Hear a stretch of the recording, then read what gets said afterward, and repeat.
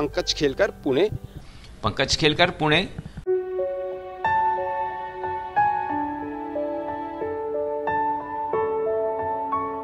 पत्रकारिता क्षेत्रातून एक धक्कादायक आणि हळहळ व्यक्त करणारी बातमी समोर येत आहे. पुण्यातील आज तकचे माजी प्रतिनिधी पंकज खेलकर यांचा हृदयविकाराच्या धक्क्याने निधन झालंय. ही दुःखद आणि वेदनादायी घटना 11 मार्च रोजी रात्री घडल्याची प्राथमिक माहिती समोर येत आहे. आज तकच्या माध्यमातून पुणे शहर, पुणे ग्रामीण अशा भागात 2 तप धडक बेधडकपणे बातमीदारी करून, अन्यायाला वाचा फोडून तर कधी सकारात्मक रिपोर्टिंग करून अनेकांचे कौतुक जगासमोर आणणारे ज्येष्ठ पत्रकार पंकज खेलकर हे आज आपल्यात नाहीत.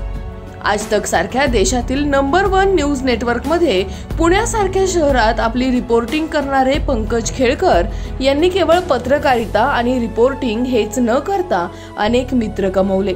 मग यात राजकीय, सामाजिक, शैक्षणिक, प्रशासकीय अशा अनेक क्षेत्रातील दिग्गज यांना आपल्या कामाची आणि प्रामाणिकपणाची चुणूक दाखवून आपलंसं केलं. तेच पंकज खेलकर आज आपल्यात नाहीत.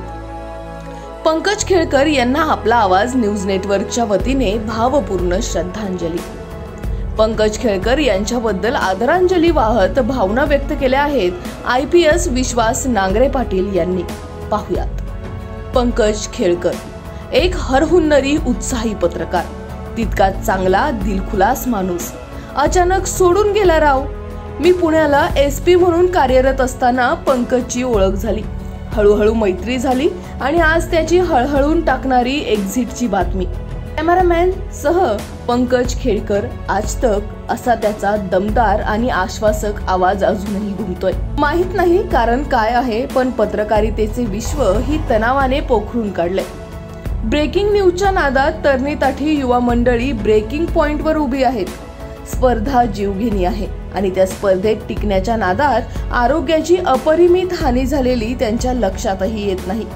थांबायला सवड नाही, स्वतःसाठी वेळ नाही आणि लक्षात येते त्यावेळी वेळ निघून गेलेली असते. प्राईम टाइमच्या नादात आयुष्यातील प्राईम गोष्टी सोडून गेलेल्या असतात आणि मग बहुतांशी जणांचं तारुण्य खस्ताखान्यात, प्रौढत्व पश्चाताप आणि म्हातारपण कुढत राहण्यात निघून जातं.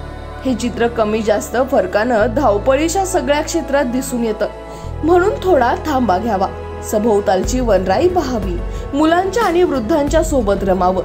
तहान लागली असेल तर पाणी प्यावं, भूक लागली असेल तर चटणी भाकरी खावी आणि थकवा आला असेल तर थोडी डुलकी काढावी. थोडंफार अंतर कमी गाठू, पण एकूण जीवनाची बेरीज वजाबाकी केली तर सगळ्यांची शिल्लक तेवढीच बरं का.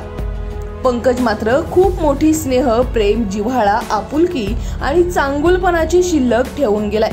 माध्यमांच्या बदलत्या जगात नेहमीच त्याची उणीव भासे.